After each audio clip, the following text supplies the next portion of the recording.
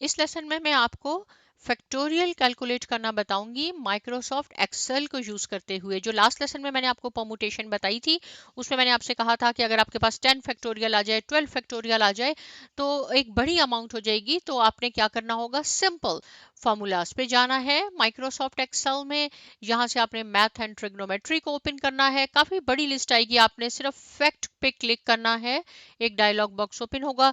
यहाँ आप 6 लिख दें क्योंकि ये 6 फैक्टोरियल है। तो फैक्टोरियल का सिंबल नहीं देना, आप 6 लिख दें, यहाँ आपको ये आंसर भी शो करेगा। आप इसको मल्टीप्लाई करके देख लें, 6 मल्टीप्लाई बाय 5 मल्टीप्लाई बाय 4 3 2 1 तो 720 आपके पास आएगा। वही क्वेश्चन में जो हमने सॉल्व किया था 720 ऑप्शंस हैं। एक मरतबा और करके दिखाती हूँ। 14 फैक्टोरियल आपके पास, मैथ एंड ट्रिग्नोमेट्री पे जाएं, फैक्ट पे जाएं, यहाँ आपने सिर्फ 14 लिखना है। ये आपके पास देखें आंसर भी ले आएगा। और यहाँ मैं इसको बोल्ड कर देती हूँ ताकि आपको इजीली नजर भी आ जाए। देखिए माइक्रोसॉफ्ट एक्सेल की वजह से कितना सिंपल हो गया ये हमारा। इसको आप मल्टीप्लाई करें, 14 मल्टीप्लाई बाय 13 12 11 सो ऑन, अब 1 तक जाना है आपने तो आपके पास यही आंसर आ जाएगा। इसकी प्रैक्टिस कीजिए और मिलते हैं नेक्स्ट लेसन में। बहुत शुक्रिया।